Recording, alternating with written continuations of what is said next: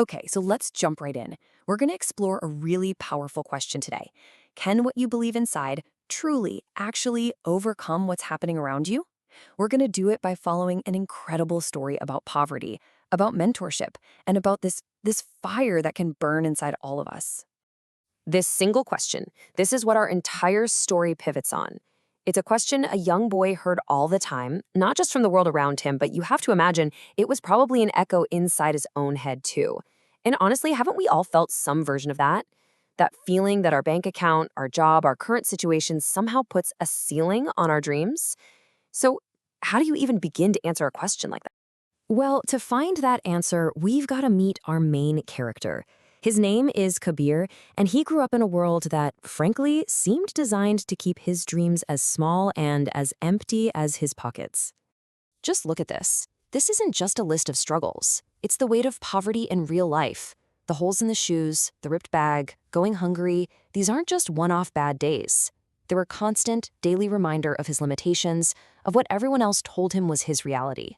They told him, hey, just worry about getting through today. But here's the thing. While all of that was happening on the outside, something completely different was brewing on the inside. Kabir just refused to let his external world define his internal one. He had this dream, this vision, that was so much bigger than his circumstances. He wanted to totally rewrite his family's story. And this clash right here between his reality and his dream, that's what sets everything in motion. You know how in every great story of change, there's always a turning point? A single moment where a new idea changes everything. Well, for Kabir, that moment showed up in the form of a wise teacher, a man named Guruji. And Guruji didn't give him money or food. He gave him something way, way more valuable. I mean, just picture this scene for a second. Here's this kid, probably feeling totally beaten down by the world, and this teacher just hands him a simple mirror. And he tells him, look past the sadness in your own eyes, look deeper. He wasn't just asking him to see his reflection. He was trying to teach him to fundamentally change how he saw himself. And what did Guruji want him to see? He wanted him to see this, the inner fire. It's funny, psychologists have a term for this. They call it developing an internal locus of control. It's a fancy way of saying you believe that you, not your circumstances, are the one in charge of your life. It's that core belief in what you're capable of, no matter what's going on around you. But here's the crucial part of Guruji's lesson. Belief alone isn't enough. It can't be passive. You can't just have this fire. You have to actively protect it from all the doubt out there. You have to feed it with courage and with discipline. This is exactly what we now call a growth mindset. This idea that your talents aren't fixed, you can grow them through hard work. And that fire, when it's fueled by a mindset like that, becomes a legit guiding light. So Kabir totally took this lesson to heart. He got it. Seeing the fire in the mirror was step one. But the real work, the most important part, that was fueling it. And so he started the long, hard journey of turning that belief into actual, real-world action. I mean, look at the schedule. This is what a growth mindset looks like on a Tuesday. It's not some big, heroic moment. It's the relentless day in, day out grind. School, then a job, then learning a trade on the weekend, and then hitting the books late at night when everyone else was fast asleep. This was his routine. This was him actively rewriting his own story, one exhausting day at a time. And the price of that commitment was huge. He gave up sleep, comfort, things we all just take for granted.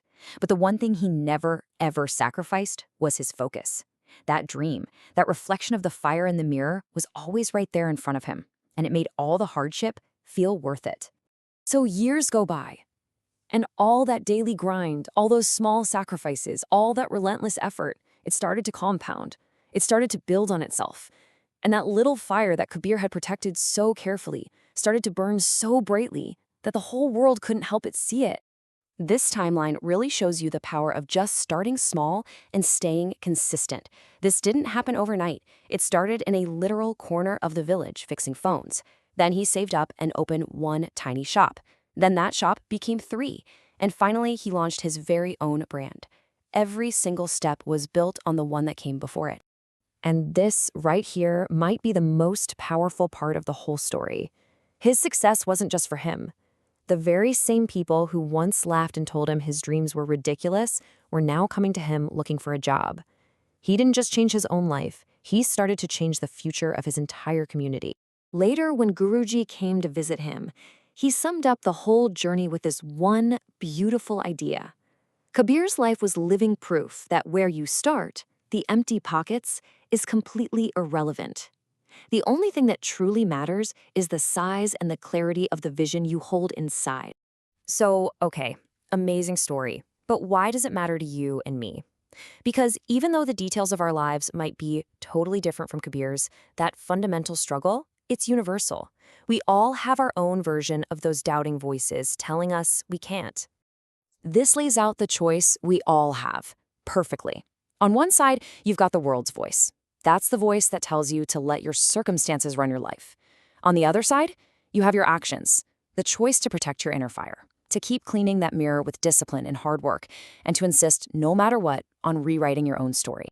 In the end, Kabir's story isn't really just about Kabir. It's a mirror for all of us. And it leaves us with one simple, powerful question. The pen is in your hand. So what is the next chapter that you are going to write?